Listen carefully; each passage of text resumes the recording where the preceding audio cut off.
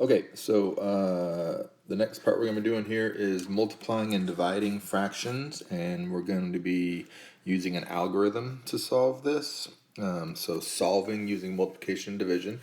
So I have a couple problems here, and there's two ways that students can do this.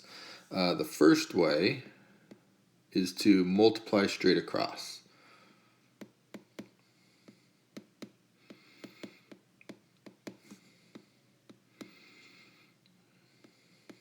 Meaning do the 24 times the 14 and the 35 times the 40.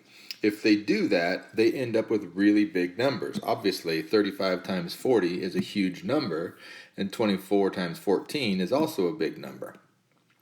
And so while it mathematically works, it's not always the easiest way for students to get the final answer. So let me change that. I never encourage my students to do it this way, right? So this is not what I want them to do. If they do it this way and they get the right answer, I don't take points off. But if they do it this way and they get the wrong answer, meaning they don't quite simplify enough, they simplify some but not all the way, then I do take off some points. Because I think it is the worst way to do the problem. So if they don't want to listen to me and they want to do it their own way, because this is what they feel comfortable with, okay, make sure you get it right. I think it's easier to make mistakes if you encourage your students to multiply straight across. So instead, if you're not going to multiply straight across, then what you're going to do is you're going to have them simplify first.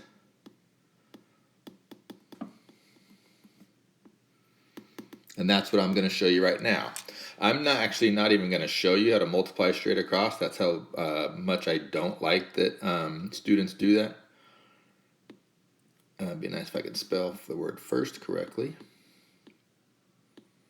Okay, so simplify first and then multiply. That's what we're going to do. So in order to do that, what I want my students to do is I want them to break these down into factors that they know. And I don't want them to just look at the 24 when they're doing this. I want them to look at all the numbers. At least I want them, if they're looking at 24, I want them to look at these two denominators here to see, is there any factors of 24 that are also factors of 35 and also factors of 40? If I can find a factor of 24 that is inside of one of these, then that's going to make it easier for me to simplify. When I'm looking at 14, I'm also looking at 40 and 35. If I chose to factor 35 first, then I'd be looking at 40 or 24 and 14. If I was looking at 40, then I'd be looking at the numerators. So it doesn't matter really where you start, but whatever number you start at, you want to look at the denominators and see, or the opposite, I should say. In this case, if I'm doing a numerator, look at the denominators and see, are there any common factors? So of course, I know that 24 could be 2 times 12, 3 times 8, 4 times 6, 1 times 24. And one of those does actually work. So if I did 3 times 8, right, that equals 24. And the reason I did 3 times 8 is because that's also 40. And 8 is in 40. That's 8 times 5. So what I'm trying to do, if I can, is find the biggest factor that I can. The biggest factor that's the same for both. I could have done 2 times 12 and 2 times 20. That would have worked. They both have 2's in them, but 8 is a lot bigger factor, so I chose to do 8. So I'm trying to do the biggest one I can. And then I do the same thing by looking over at the other numbers here. So if I look at 35 now, I say, okay, what goes into 35, and is there anything in common? Well, I know that 7 times 5 goes into 35. So that's going to be 5 times 7, and then this one's going to be 7 times 2. So I like that. Now, I have simplified all of these numbers into their factors. So 24 is being represented by 3 times 8, 14 is being represented by 7 times 2, 35 being represented by 7 times 5, and 40 is being represented by 40. Same numbers, just being represented differently. So now I can do what I call these funky ones. So I'm looking for ones that I can simplify out. I never use the word cancel because they're not canceling. Canceling means going to zero. Like a positive and a negative cancel each other out and become zero. These do not cancel, these simplify. So there's a funky looking one right there. I mean, it's funky because it's laying down kind of, it's slanted. It's still a 1, it's still 8 over 8, but it's just kind of weird because it's not right above each other. And so here also is a funky one right there. Okay? So now what I'm going to do real quick here is I'm going to rewrite this as if there were no numbers and just the factors written there. So this is 3 times 8 times 7 times 2. And then on the bottom of it, I have, I'm going to do it like this, 7 times 5 and 5 times 8. And you can see when I write it this way, what I'm talking about finding the ones. There's a 1 right there. 8 over 8 is a 1. Here's a 1 right here. 7 over 7 is a 1. So these up here I call funky ones just because they're not straight up and down like these two are. That one's kind of straight up and down. They're kind of funky, and it doesn't matter. Any numerator with any denominator can create a 1. But two denominators or two numerators do not create a 1. So I'm not going to simplify this 5 with this 5 because I need to have a numerator and a denominator, not two denominators and not two numerators. So at this point, there's nothing else for me to do. Everything that I can simplify, I have simplified. So I'm going to just go like this. Okay, so I'm going to circle that one, and this one, and this one. Okay, so if I were looking at it like this, I'm just circled that one, and that one, and that one, and that one. And then I multiply the ones that are in circles. So 3 times 2 gives me 6, and 5 times 5 gives me 25. And that is my final answer, 6 over 25. So when I teach multiplying fractions, I always teach simplify first. There's some reasons besides the fact that they're more likely to get these ones right. There's also some problems in algebra that require students to do it this way, or else they create problems that they haven't learned how to solve yet. So not only will it help them with these types of problems, it also helps them when they get to the algebra and they have to solve those algebraic problems. Okay, let's take a look at the next slide. Okay, so for division, it's pretty simple, or excuse me, pretty similar, I should say. Okay, so I'm still going to do it the same way, the multiplying of it, I should say. So I'm still going to simplify first, but I do have to do something else before I can do that. Okay, so eventually I'm going to do this thing called simplifying first. And when I have multiplication, similarly to like when I had subtraction, I had to do something first, and the thing I did on subtraction was I said keep, change, change. For multiplication, I'm going to do keep, change, flip. Okay, or invert is a better way. Keep, change, flip. So I keep this number the same. That's what the keep stands for. Then I change this symbol right here to its opposite. Just like we did with the subtraction, we changed it to addition. Well, the opposite of division, of course, is going to be multiplication. So I change that to multiplication. And then instead of keep, change, change, I do keep, change, flip. And I'm going to flip this number or invert that number into 9 over 8. And now I've just created a multiplication problem, so I do it the exact same way that I did before. I'm going to simplify first. So once again, I'm looking for numbers that I can simplify out, and I see that, okay, the 20 and the 8 has common terms in them, so I could do 2 times 4, I could do 5 times 4, not 2 times 4, let me erase that.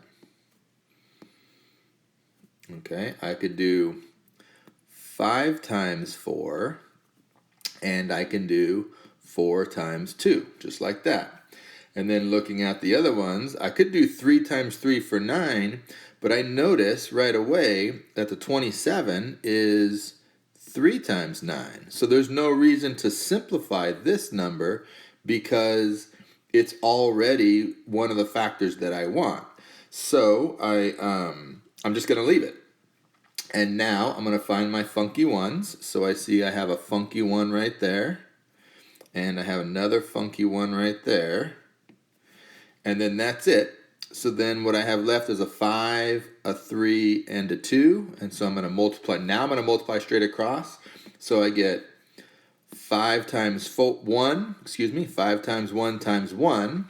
So that's going to be equal to 5. And on the bottom, I have 3 times 1 times 1 times 2. So 3 times 1 times 1 times 2. And that's going to give me 6. And there's my final answer. So for division, we just do one thing extra. We do this right here. Kind of like subtraction, where we did keep, change, change. For division, I'm going to do keep, change, flip. And then I go right back to multiplying just the way I did before, which is to simplify first. Okay? All right, one more slide for multiplication and division, just to show you what they look like. And that's for when we have multiple whole numbers or mixed numbers, right? So if we go back and we think about addition and subtraction, it was awesome. Because if I had this problem, don't write this down. Right? If I had that problem, what we did first was we said, okay, sweet, I can take that because I have 3 holes and I have 2 holes, and that's going to be from 5 holes. And then I do 1/2 plus 1/4. No problem. Then I do this the way I know how to do it, and I get my answer. It would be fantastic if that's how this worked as well. But it's not. So let me erase that, because that is not how this works. You cannot multiply the whole numbers together to get your answer. Okay, so we have to do something different. So adding and subtracting, it's perfectly legit and okay to just add or subtract your whole numbers, because that's telling you that I have 5 minus 3, so you can do 5 minus 3. In this case, that first number is the amount of groups that you have. So you have 4 and 4/5 groups. And you have what's inside each group is 2 and 1/4.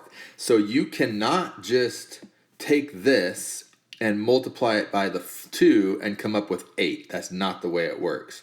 So in order to do this, it's the only time that I have my students do what a lot of teachers teach their students do on all types of problems like this: add, subtract, and multiply. But I only use this for multiplication, and that is improper fractions.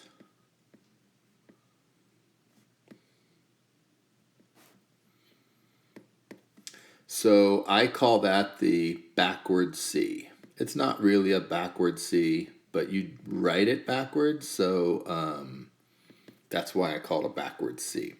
And what I mean by that is I'm going to go like this. So I start down here at the bottom, and I go like that. So when I wrote that, I wrote it backwards, meaning I start at the bottom and went to the top. Most of the time when we write a C, we start at the top and we go to the bottom. But for this, I'm going to start at the bottom and go to the top. And so I draw down an arrow. And what I mean by that is I'm going to multiply those two together and then add those. So I have 4 times 5, which is 20, plus 4 is 24. 24 over 5. And then times, and I'm going to do the backwards C again, just like that. And I have 4 times 2 plus 1, so 4 times 2 is 8, plus 1 is 9 over 4, just like that. Okay? And then I just solve it just like I would any other fraction problem. And so since it's multiplication, what I'm going to do is I'm going to try and break it down into the factors. So I see that this 24 can simplify with this 4 at the bottom here. So that's going to be 6 times 4. And then I'm not going to do the 9 and the 5 because there's no reason to do them. And I can't do the 6 and the 9 because they're both numerators. So literally, all I'm going to do then is I'm going to find that 1 right there. And then that's it. So I'm going to multiply this times this times this. And then divided by the 5, I mean. So 6 times 9 is 54 over 5. And then I can go ahead and simplify that. And I simplify that by doing my upwards division. So 5 goes into 50 10 times. And there is 4 left over. So 10 and 4/5 would be my final answer. Okay, so that's what I do if I have mixed numbers. I turn it to improper fraction by doing the backward C, and then I do exactly what I did before. Okay, so that is the showing, or excuse me, that is the solving of multiply and division of fractions. Okay, so that's everything I expect you to know on that. And the last part is to show, add, subtract, multiply, and divide. So we got a couple more slides to do here, and I will do those right now.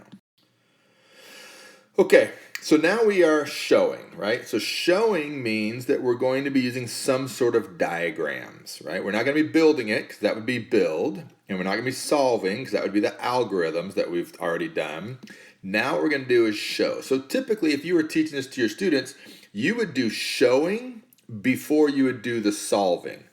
I switched the order with my college students basically because you guys already know how to add and subtract fractions. I just try and tweak what you already know to a little bit more efficient way and a little bit more way that supports the understanding of what fractions means and is.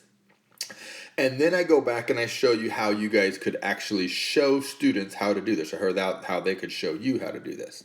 So what we're going to do first here is we're going to represent that 1/3 so that I can see it on a piece of paper. And a lot of people, teachers, like to use this, right? They like to use a circle to show a third, and there's a lot of reasons to use circles, and I'm not opposed to them necessarily, but they do get tricky. So that would be the 1/3 right there, right?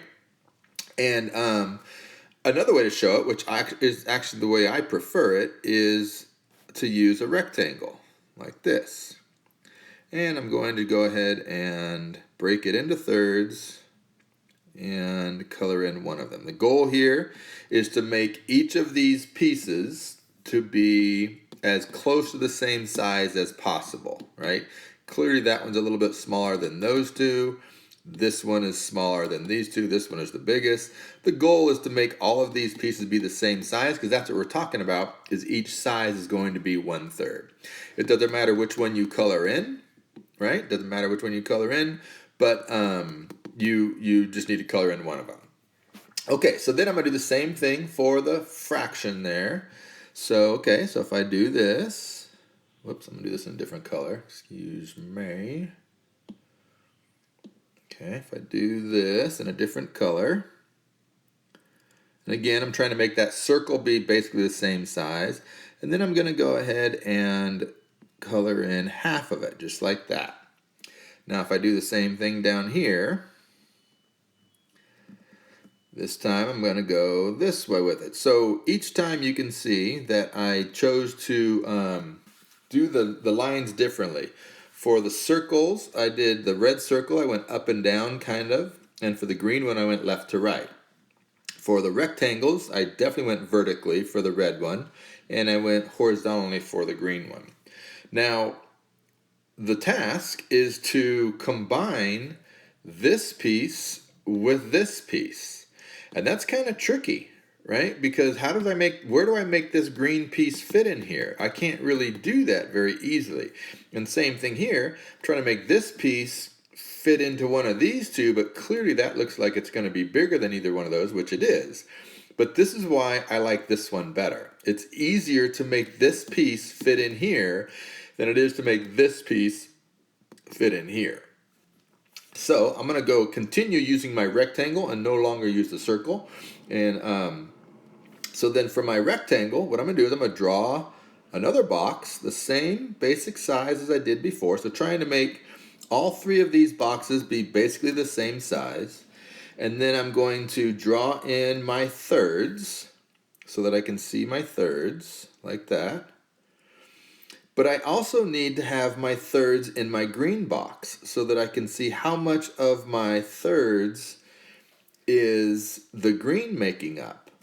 And then I'm going to do the same thing with my green. I put my green box in there. But then I also need to break up my red box into the green sizes. Now what I can see is that of this size box, which is a sixth, right? I have 1, 2, 3, 4, 5, sixth of my blue. So this is the same size as that. And this is the same size as that. So I see that I should have 2 red boxes in this one. So that's pretty easy to do. I just come back here and I plug in 1 red and 2 reds, just like that. And then I see that I should have 1, 2, 3 green boxes. So, okay, that's not too bad. There's 1, there's 2, and there's 3. And now I'm done. And what I see is I have 1, 2, 3, 4, 5 shaded in boxes out of a possible of 6. So my answer then is 5/6. So I like to use the rectangles when I'm showing because it's easier for kids to transpose this size boxes over here and this size boxes over here and both of these size boxes down here.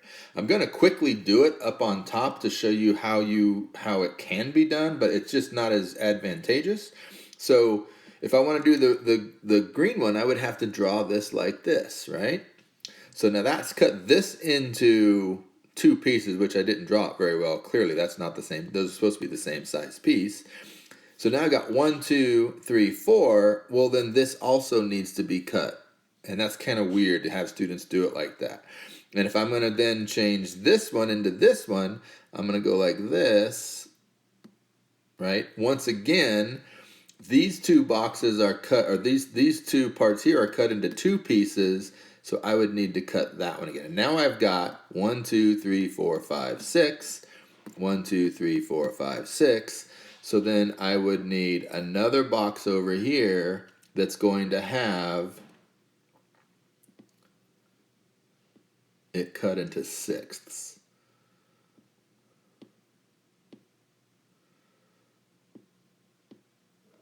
One, 2, 3, 4, 5, 6, 7. I did that one wrong. See, I didn't even do it right. Let me erase that, sorry.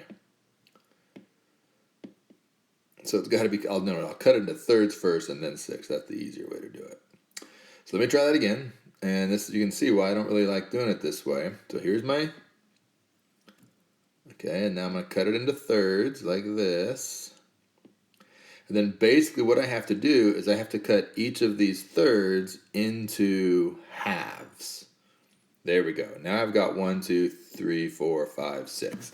And I can figure out, okay, I've got 1, 2 reds. So there's a red and there's a red.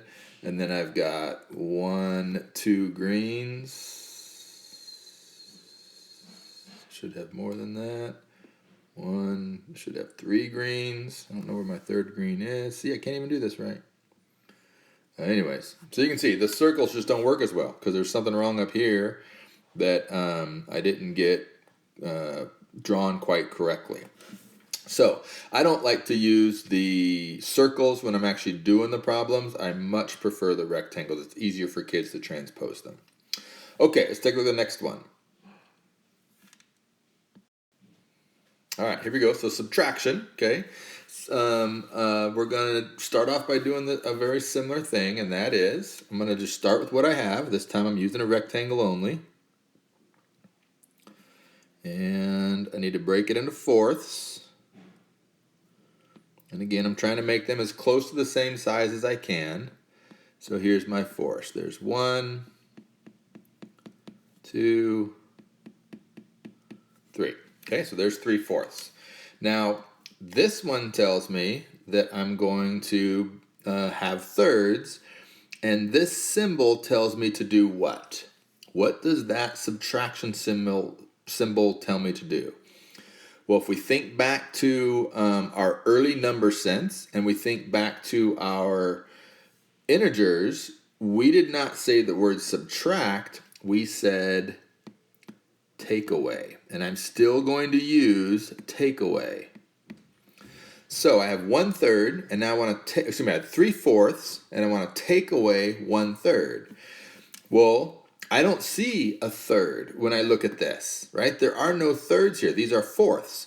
So in order for me to take this away, I got to be able to show that 1/3. So the way I'm going to do that is I'm going to draw another box and roughly the same size, and then I'm going to show the 1/3 there. Notice again, just like I did with addition, one of my set of lines went vertically, the other set of lines went horizontally. That's important in order to show it that we're going to break this box up vertically and break this box up horizontally. Now, this is not the same size as this, so I can't just take this piece away and with that one because they're totally different size pieces. So what I need to do instead is I need to turn this piece into the same size pieces that I have over here. And we do it the same way we did for addition. I'm going to transpose my yellow pieces over here, just like that. And I'm going to transpose my blue pieces over here, just like that. Now, what I don't have to do, because I'm taking it away, is I don't need to do a third box. I don't need to do a box down here and do this, because I'm taking these pieces away from these pieces. So I don't need a third box because there's nothing for me to do in this third box. And in fact, I'm taking away from my first box. So all I have to do is I got to come over here and say, okay, I'm taking away 1, 2, 3, 4. So I'm going to take away 1, 2, 3, 4. I'm going to take away these 4 pieces right here. And just like I did before when I was taking away, I circle an arrow and I take those away. So then what I'm left with is 1, 2, 3, 4, 5 pieces are left. So I have 5 pieces left out of a total of 1, 2, 3, 4, 5, 6, 7, 8, 9, 10, 11, 12 possible pieces. So 5/12 is my answer. Okay? So for subtraction, I don't need to draw a third box. I'm just going to take away these pieces that I have drawn here away from what I started with. I started with 1, 2, 3, 4, 5, 6, 7, 8, 9 of them. I take away 4, and I'm left with 5 out of a total of 12 pieces. Not 9 pieces, because these blank pieces count as well. Okay, so that's showing subtraction. And now we're going to take a look at how do we show multiplication. So we don't show division, we just show multiplication. Division can be shown, but it's pretty complex, and I typically don't have time to show it to everybody. So I didn't show it this year, so that's fine. So what we're going to start with is kind of what we have done already, is I'm going to start with this first fraction here. So I have here, actually, you know what? I will start with the other fraction. I'm going to start with the 1/5. So this is what's inside my group. If you remember what multiplication is the number of groups times what's inside each group.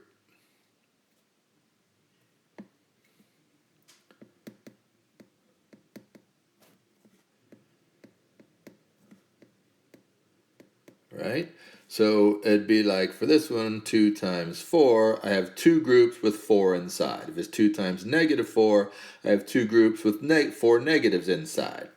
So here, what I have is I have a group that's 2/3, and what's inside of each group is 1/5. So I'm actually going to start with the 1/5, because that's what's inside my group. So what I've drawn, the blue box here represents a whole group. And out of that whole group, I have 1/5. But this is telling me that I don't want to have the whole group. I only want to have 2/3 of this blue group that I have here. The blue group represents the full group, and what I have is 1/5 of it. This is saying you don't want the full group of 1/5, you only want 2/3 of that group. So just like I've done in the past, I'm going to cut this going the opposite direction and show where in this blue group is the 2/3. Well, here's 1/3 of it, and here's another third of it. So if I'm looking at this blue group right here, and I'm trying to say, where is 2/3 of the blue group that has the 1/5 in it?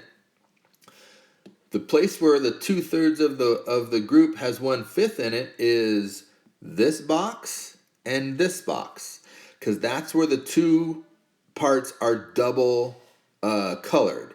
I have the blue color and the yellow color. I have the blue color and the yellow color down here. So these two boxes, this one and this one, are where I have 2/3 of 1/5. So then all I have to do to write my answer is say that my answer is going to be 1, 2 out of a possible 1, 2, 3, I'll do this in red.